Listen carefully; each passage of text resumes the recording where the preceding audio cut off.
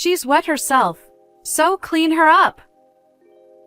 I was shocked when I received a call from my sister-in-law while shopping at the supermarket. She said she had left her 2-year-old daughter at our house and gone on a trip. She's dirty, so I left her in the bathroom.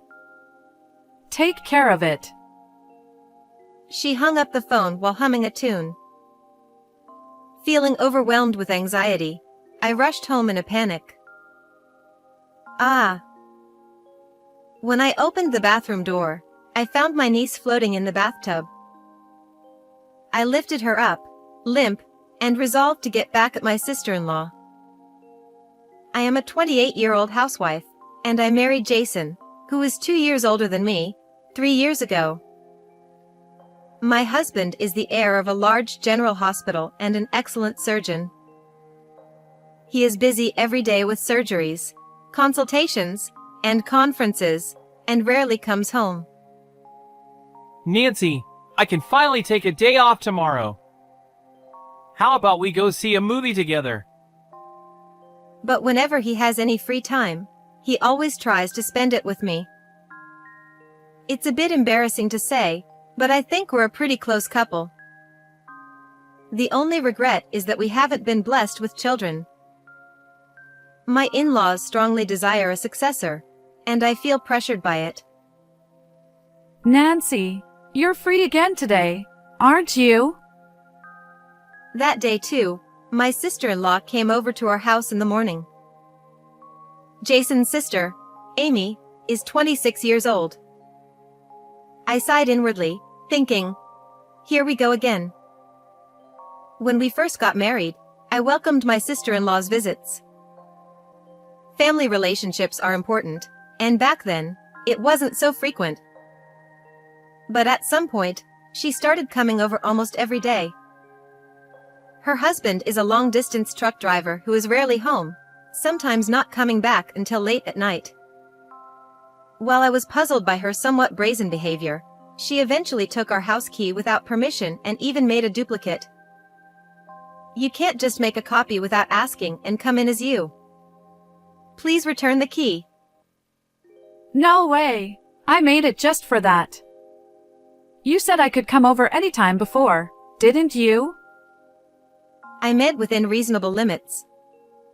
You're an adult. You should understand that. No matter how many times I warned her, she ignored me and kept the spare key. Even after my husband scolded her, she would still come over unannounced. I brought my daughter Emma today. She hasn't had breakfast yet. Make something, will you? Ignoring my words, she entered the living room, and beside her stood my 2-year-old niece, looking gloomy. Oh, Emma is hungry again today. I hurried to the kitchen counter. The reason I couldn't completely reject Amy was because I was worried about my niece, who wasn't being properly cared for. It's such a hassle doing housework with just the two of us. Nancy, you're lucky. You can practice parenting with Emma. Amy sat on the sofa, laughing loudly, while my niece sat next to her, silently looking down. Still, neglecting your child's meals is unacceptable. Ha! You're just a childless housewife.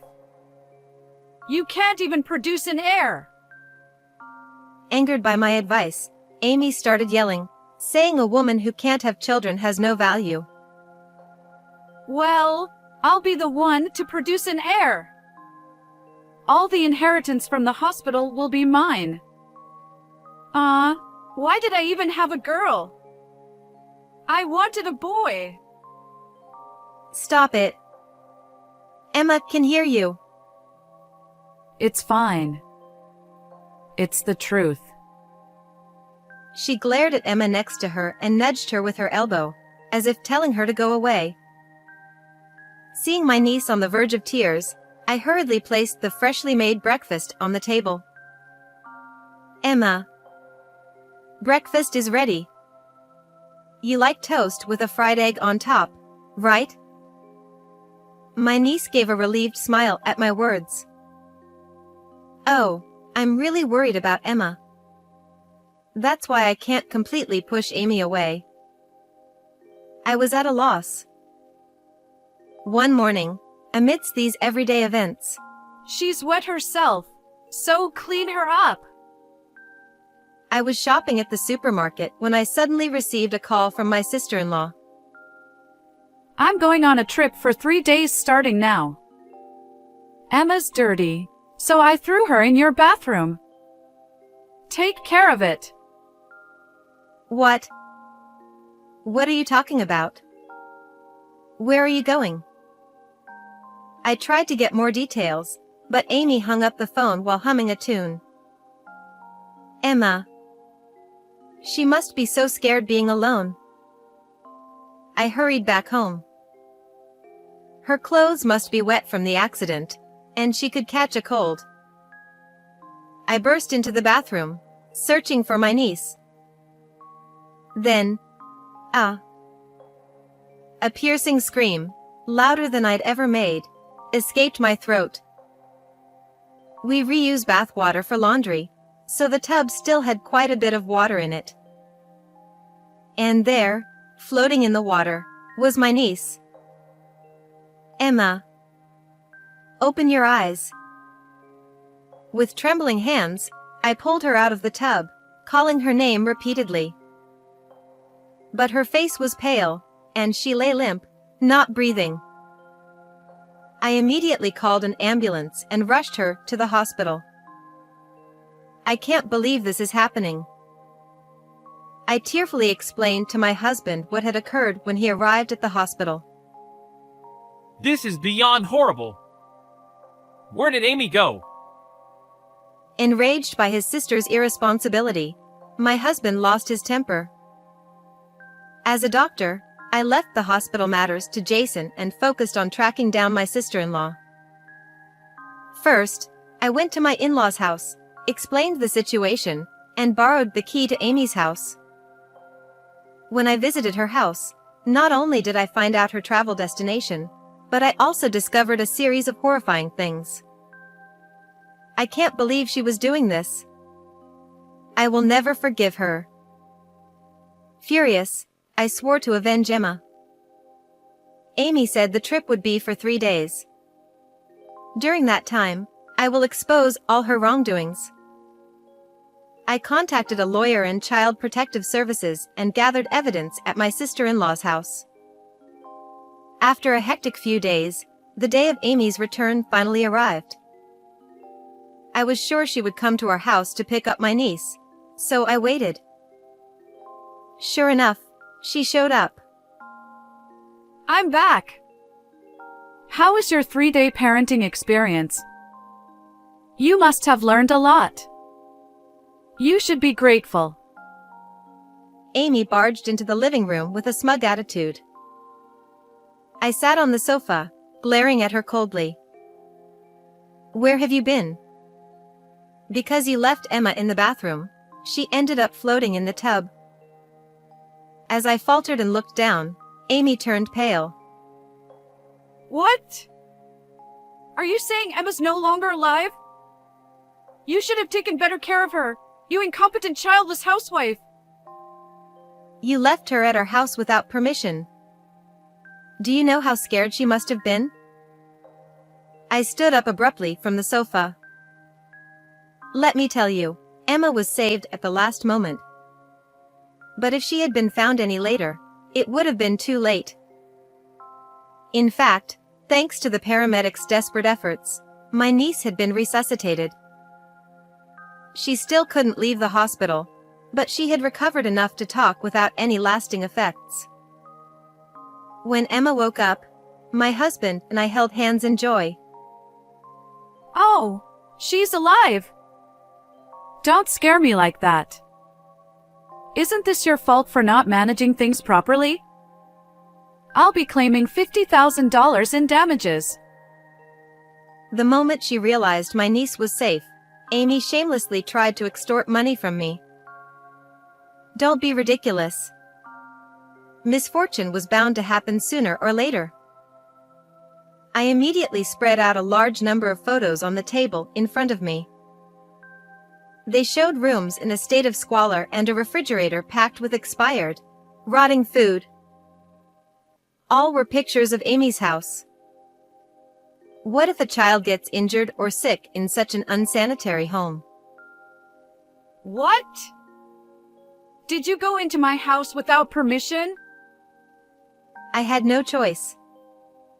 You disappeared without telling anyone where you were going. Amy glared at me with hatred. You, a woman who's never even raised a child, have no right to speak like that. A messy house is a sign of a true mother. It's common sense. And then, with a mocking laugh, she looked at me condescendingly. Oh, really? So, mistreating a child is also a sign of a true mother? I played a video on my smartphone. It showed Emma playing with a friend at the park. In the video, Amy was seen yanking Emma's hair, raising her hand, and yelling at her whenever something displeased her. Wait, where did you get this? Seeing her abusive behavior captured on camera, Amy was visibly shaken. I'm not telling. It's a secret. While I was gathering evidence during Amy's trip, her neighbor, who was also her friend, came by with the neighborhood circular. At the door, I said, "I'm Amy's sister-in-law, so I'll take it." The friend seemed uneasy and asked, Is Emma doing well? Since I sensed that there was more to this, I decided to inquire further. The friend took out her phone and said, A little while ago, I ran into Amy and Emma at the nearby park and took a video while we were playing together. As she showed me the video, she added, I've also heard loud crying from the child late at night. Realizing that inappropriate parenting was a regular occurrence, I promised to protect my niece and received the video from her. Moreover, the paramedic who rescued Emma from the bathroom said, the bruises are only on her torso, where they can be hidden by clothing. I pulled out a photo from the stack on the table that showed my niece's body covered in bruises and pointed to the bluish marks. Amy scoffed. You really don't know anything, do you? Kids get bruises from running around and playing. She turned away dismissively. If she fell, there would be scrapes on her knees or arms. But bruises only on places that are hidden. That's a sign of abuse. In fact, Emma had been taken to my husband's hospital. He had seen similar injuries before and reported it to Child Protective Services. When Jason asked Emma, she tearfully admitted, Mom did it. Jason examined her, and he knows everything. Amy stammered. Wait, but... No! You have to understand, that single parenting is tough. It's so stressful, and I can't get a break. As if using my niece as a punching bag was a reasonable way to cope with stress. I was furious. Oh, really? Even after dumping your parenting responsibilities on me and going on an affair trip, you still need more breaks? I pulled out an envelope from under the pile of photos. It was Amy's diary, which I found at her house. It detailed her affair schedules, complete with photos. It was clear she went on the trip with a man. You have no right to read someone's diary. That's a violation of privacy. Amy screamed, spitting with rage as she tried to snatch it from my hand. Her husband, who was supposed to be at work, emerged from the back room and said, I gave her permission. He returned home urgently after I contacted him and a colleague took over his long-haul driving job. Amy said, Harrison? What are you doing here? She hadn't expected her husband to come back, and her eyes widened in shock. Harrison stormed towards her, standing tall right in front of her. Not only did you deceive me, but you also neglected our child. He seethed, visibly enraged. Amy used to tidy up the house and cook delicious meals when her husband came home, but she had been using a housekeeping service. Her diary even mentioned, A husband who's never home and just brings money. Too easy and convenient. "You've been pretending to be a good wife and mother only in front of your husband. Who's really the worst here?" I demanded. Both Harrison and I confronted her, and she was at a loss for words, clenching her teeth and looking down. Amy tried to soften her stance. This was just a one-time thing. I was lonely because you were never home. She said, looking up at Harrison with tearful eyes. But instead of forgiving her, Harrison shouted, So you've been lying all along? You are good for nothing. At that moment, my husband Jason emerged from the back room. Jason! Amy shrieked, shrinking back in fear. Don't be fooled. This isn't the first time. She has 2 divorces, both due to her infidelity. Jason revealed, pointing an accusatory finger at his sister. Harrison was bewildered. She told me she divorced her previous husbands because of their debts and violence. That's not true. I've heard the same story from my parents-in-law, I added. Jason continued. She paid $40,000 in alimony for her affairs, which our father had to cover. And you still haven't learned, have you? $40,000? Harrison was shocked. I hadn't known about the large alimony payments, so I was appalled too. Looking at Amy with disdain, Harrison declared, I've had enough of your lies. I'm getting custody of Emma. And he threw the divorce papers on the table. Wait! No, it wasn't like that. I just made a mistake. If we divorce, I won't get any inheritance. Do you want that? Amy clung to Harrison, trying to manipulate him with the prospect of inheritance. But Harrison slapped her hand away. Enough! You've abused our child and repeatedly cheated. You're cut off. You won't get any inheritance. He shouted. Your parents said they never want to see you again. To them, you're a stranger now, I added. Amy turned pale and stammered, realizing she had lost everything. She tried to cling to her husband, but he pushed her away. She tried to make excuses for her brother, but he yelled at her. Finally, she fell at my feet, desperate. We women should stick together, right? Please help me. Amy, drenched in sweat with her hair in disarray, looked utterly pathetic. I don't want to be associated with someone like you. It's impossible to help each other when all you do is take advantage, I replied coldly. As the phone rang and a man's voice answered with hello, I snatched the phone from Amy. Hello? I'm Amy's sister-in-law. Did you know she's about to be divorced for the 3rd time and has a history of cheating? I began recounting everything to her lover. Amy screeched and tried to attack me, but Harrison and my husband restrained her, holding her tightly. Calmly, I continued talking to the man and then ended the call. You didn't tell him you were married, did you? He's furious and said he's breaking up with you. I handed the phone back to Amy, who frantically tried calling him again. But all she heard was, the number you have dialed is not in service. After about 30 attempts, she finally realized she had been blocked and began to wail. Harrison will get full custody of Emma. Plus, we're demanding $5,500 in child support and $50,000 in damages, totaling $105,000. I declared firmly.